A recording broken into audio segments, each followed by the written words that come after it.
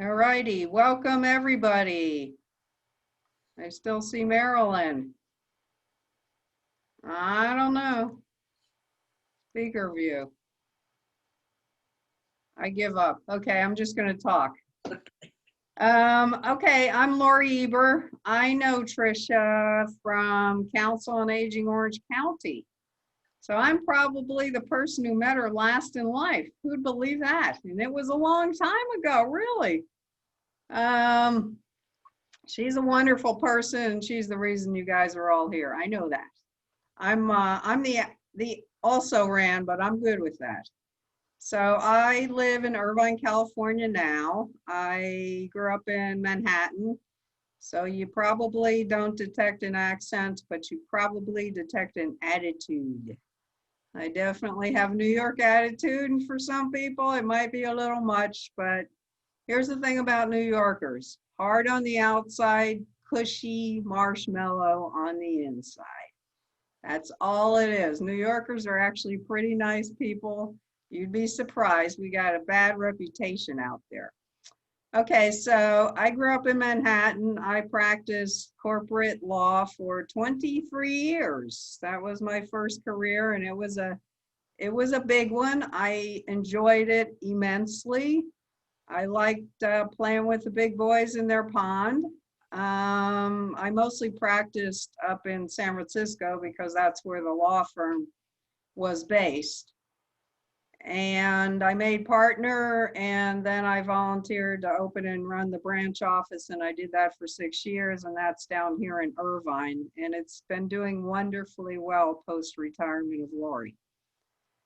And then at age 49, I decided I'm too young to do nothing, and I'm not jumping up and down about going to the office, and I don't want to waste my life. We only get one chance. I need to do something else, and I probably have enough energy left to find something else. So also, the other major driver was I had remarried to my husband of 17 years now, and he's absolutely wonderful. And I'd come home and he'd say, "I'm not your secretary. Stop ordering me around." And I go, "Oh, I'm ordering you around? I had no idea." So I wasn't too good at flipping that little switch into the other role. So I figured, since I'm a type A, I'm a type A. That's not changing. I need to just do something else. So I walked away, no plan, of course. Why'd I have a plan? And I stumbled around for 10 years, only 10. I'm quick. I went through various careers, starting with aging, and I do teach gerontology, which is a study of aging, and also wellness courses at Coastline Community College online. I've been doing that since 2006, so that's kind of my other job. And I worked at Council on Aging for 6 years. Then I did a bunch of public speaking all over the country, creative writing, like I said, stumbling, but also a wonderful self-discovery phase of my life where I found out I can do things other than be a lawyer competently. So that was very cool to understand.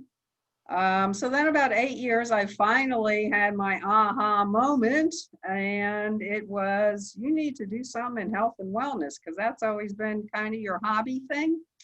So Lorie went and overeducated herself, because that's what she does. So personal trainer, 2 wellness coaching certifications, which is actually the science behind behavior change, which is what this is all about, not willpower or inspiration or discipline, really.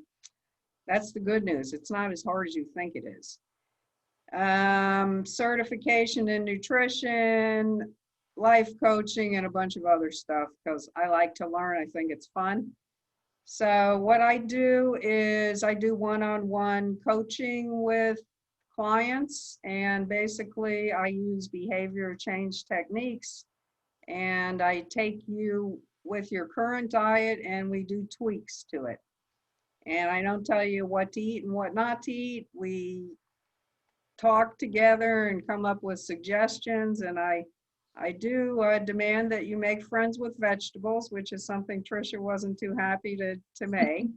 I ask that you come on a bit of a food adventure with me so that we can try some other things that actually might be good.